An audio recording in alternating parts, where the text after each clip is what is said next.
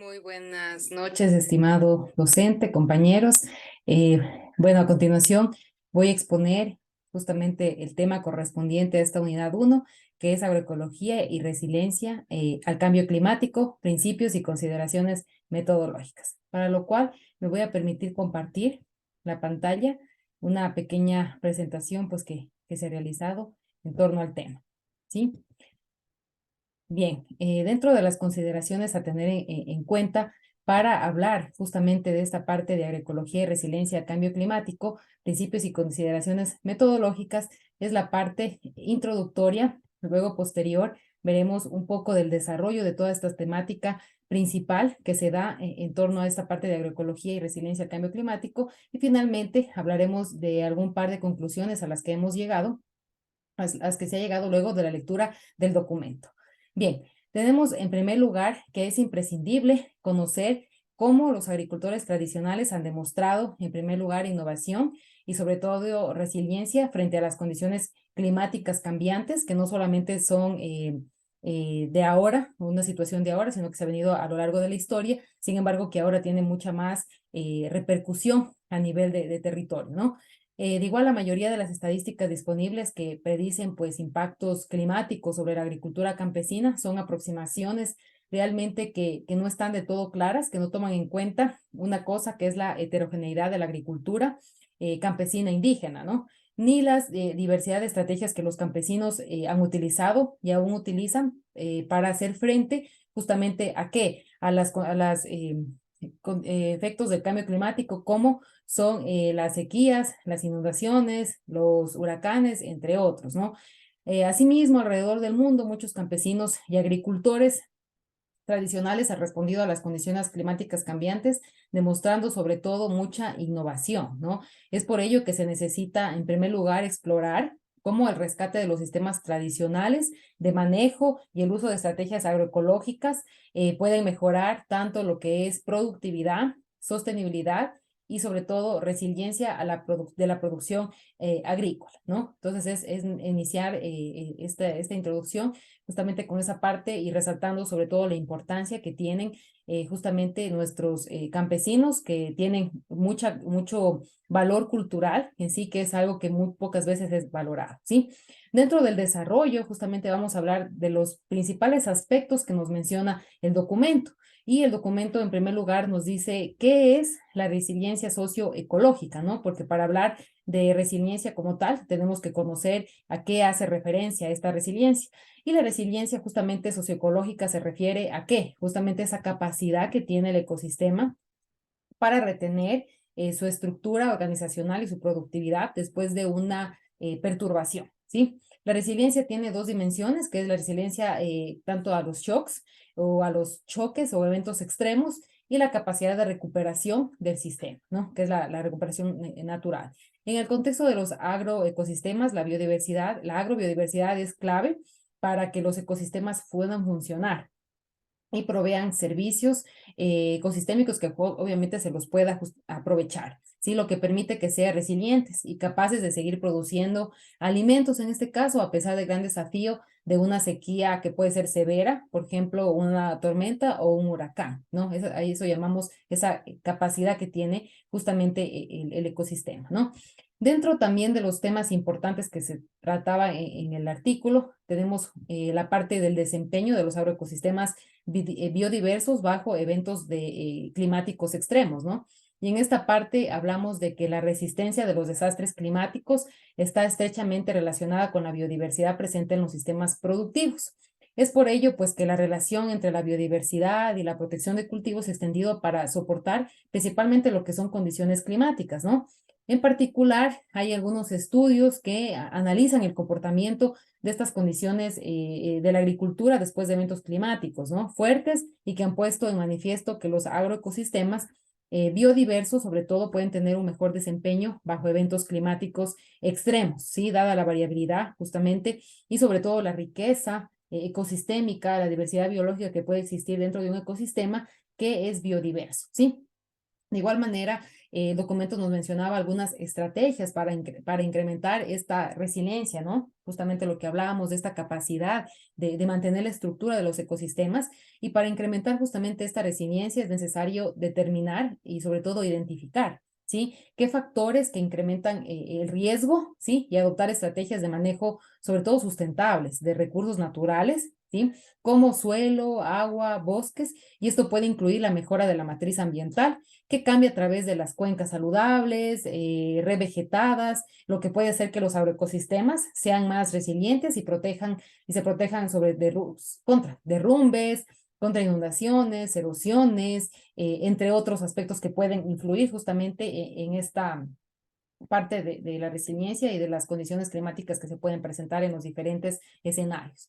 De igual manera, cuando hablamos de la parte de sistemas agrícolas diversificados y la resiliencia, hablamos que estos sistemas agrícolas diversificados, como por ejemplo los silvopastoriles, los agroforestales, los policultivos, que nos hablaba justamente nuestro ponente invitado hace un par de semanas, que son ejemplos justamente de cómo los agroecosistemas complejos son capaces justamente de adaptarse y resistir los efectos del cambio climático. Y sobre todo son capaces de regenerarse cuando obviamente tienen esta capacidad de resiliencia.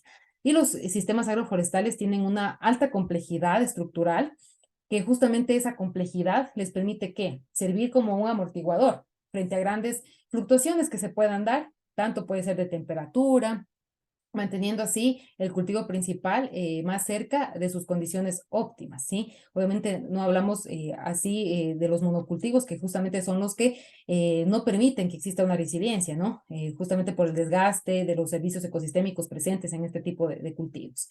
De igual manera, al hablar de manejo de suelos y resiliencia, estamos hablando de que el manejo de la materia orgánica presente en los suelos es una estrategia clave, utilizada por muchos agricultores para mejorar el suelo y aumentar la resiliencia de los agroecosistemas. Esto, por ejemplo, la adición regular de grandes cantidades de materia orgánica, como por ejemplo el estiércol animal, compost, hojarasca, lo que son tal vez cultivos de cobertura, y también la rotación de cultivos, que es muy importante, que aportan sobre todo grandes cantidades de residuos y que pueden mejorar la actividad biológica que está presente en el suelo, así como también sus características físicas y químicas. Y el manejo adecuado de la materia orgánica está en el centro de todos los esfuerzos por crear sobre todo tierras que sean saludables, con buena actividad biológica y buenas características físicas y químicas que permitan no solamente una productividad, una eficiencia en los cultivos, sino que también les permitan a los agricultores y a las personas que están justamente dentro del mercado agroproductivo obtener mejores rendimientos económicos, maximización de utilidades, que eso es justamente los que los va a motivar a que continúen haciendo este tipo de prácticas y y que manejen este tipo de sistemas como el agroforestal, silvopastoril o los policultivos, ¿sí?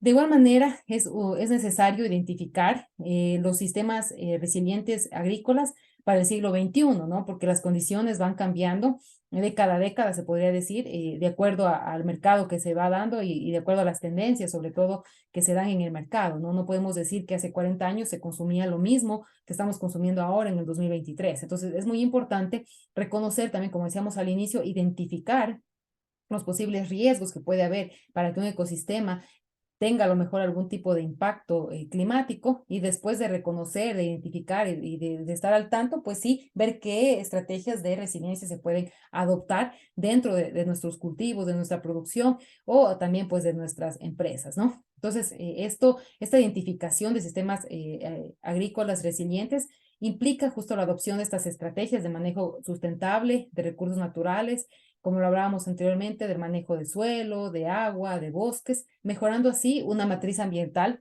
circundante, ¿no? Mejorando todo el alrededor del sistema agroproductivo. Y además, pues debe fomentar la diversificación de los sistemas agrícolas y el manejo adecuado de la materia orgánica que hablamos hace un momento en los suelos, ¿no?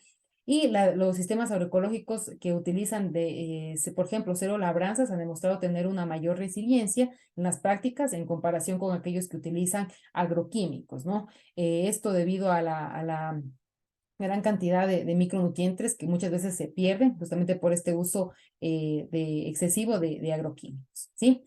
De igual manera, tenemos la parte de la metodología amigable, ¿sí? y antes de hablar de la metodología, podemos hablar también de un modelo conceptual que se puede hacer acerca de la vulnerabilidad de los diferentes tipos de ecosistemas, ¿no? Y aquí, ¿a qué definimos vulnerabilidad? Es necesario tener claro qué es una vulnerabilidad que se puede presentar en los ecosistemas y justamente se puede definir este término como la posibilidad o la inminencia pérdida de biodiversidad, ¿no? De biodiversidad, de suelos, de agua, es decir, de los recursos naturales y por ende de la productividad de un agroecosistema, ¿sí? O principalmente de sus características socioculturales que muchas veces son claves frente a los procesos de amenazas ocurridos o los que puedan pasar o los que se denominan también inminentes, ¿no? Aquí tenemos que nombrar a dos autores importantes como Smith y Ollensen, que en el 2010 ellos habían descrito tres dimensiones de la vulnerabilidad, que era principalmente la exposición o el riesgo que se tiene a ser vulnerable, la sensibilidad y la capacidad adaptativa, ¿sí? Entonces, la exposición es la probabilidad de un proceso amenazante de afectar un área por un periodo específico de tiempo.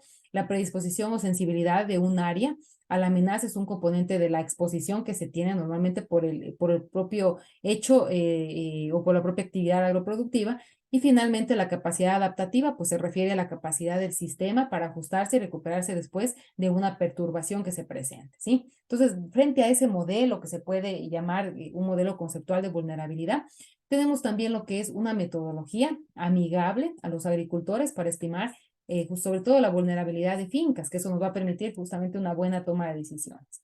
¿Y esta metodología en qué consiste?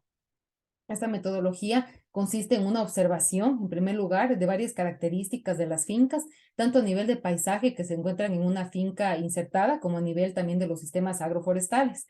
En la finca que se vaya a analizar, ¿no? Esos atributos de analizar estas características diferentes, tanto a nivel de paisaje que se encuentran o tanto a nivel de cultivos que tenemos en la finca, esos atributos justamente son, según la literatura y experiencia de los productores, los más relevantes a tener en cuenta cuando se considera el nivel de daño de una finca que exhibe el paso a un evento de tormenta tropical o huracán o cualquier otro tipo de externalidad que a lo mejor no podemos manejarla, ¿no? Entonces es importante que nosotros vayamos conociendo más que todo el terreno, las características agroclimáticas, las características justamente del suelo que tenemos y lo que decíamos antes, las características circundantes a nuestras empresas, porque eso nos va a permitir justamente tener el conocimiento y y plantear estrategias y tomar buenas decisiones para la parte de disminuir la vulnerabilidad que podemos tener en nuestras fincas. Y por esta razón, en esta parte metodológica, se consideran relevante observar 5 indicadores a nivel de paisaje y 9 a nivel de finca. ¿Y esos indicadores cuáles son? Justamente en primer lugar están los indicadores a nivel de paisaje, que vienen siendo la diversidad paisajística, y aquí podemos hablar justamente de la diversidad tanto a nivel de ecosistemas, ecológica, de genes, o la diversidad también étnico-cultural que se puede presentar en los diferentes ecosistemas. La parte de pendiente, que es muy importante sobre todo para la retención de humedad, para la protección contra inundaciones, entre otros.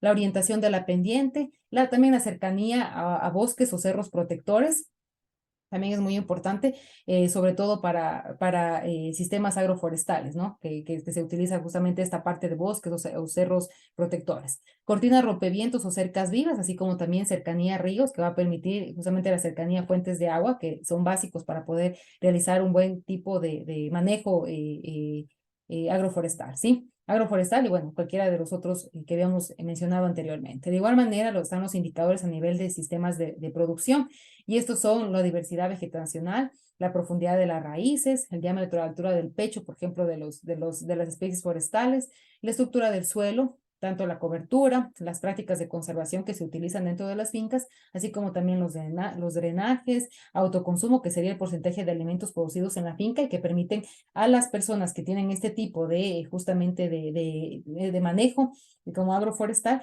que les permiten reducir el consumo de productos fuera de su finca, ¿no? Y obviamente el nivel de conocimiento del agricultor sobre prácticas de recuperación post-evento en caso de presentarse algún tipo de externalidad. Y finalmente, pues es importante también tener unas pequeñas conclusiones y a las cuales hacemos hincapié que para que se identifican que la diversificación de los cultivos representa una estrategia, sobre todo que no es a lo mejor a corto plazo, pero sí es una estrategia a largo plazo para los agricultores que están experimentando un clima errático y que justamente se han cambiado en los últimos años su estabilidad, por decirlo así, que habían tenido. Además, se destaca también que las comunidades de planta más diversas de plantas más diversas resisten mucho mejor los disturbios, las externalidades, huracanes, inundaciones que podrían presentarse y son más resilientes a enfrentar perturbaciones ambientales derivadas de los eventos climáticos extremos. Y se enfatiza también aquí sobre todo la importancia de identificar factores que incrementan el riesgo de sufrir este tipo de eventos y en incrementar la resiliencia de los sistemas productivos mediante, en primer lugar, la adopción de manejo de estrategias de manejo sustentable de recursos naturales como agua, suelo y bosques. Así como también se menciona que los sistemas agroecológicos que utilizan prácticas de cero labranzas han demostrado tener una mayor resiliencia en comparación con aquellos que utilizan agroquímicos. ¿Sí? Esto pues es lo que podemos hablar acerca del documento que nos presentaron. Agradezco su atención. Muchísimas gracias y muy buenas noches.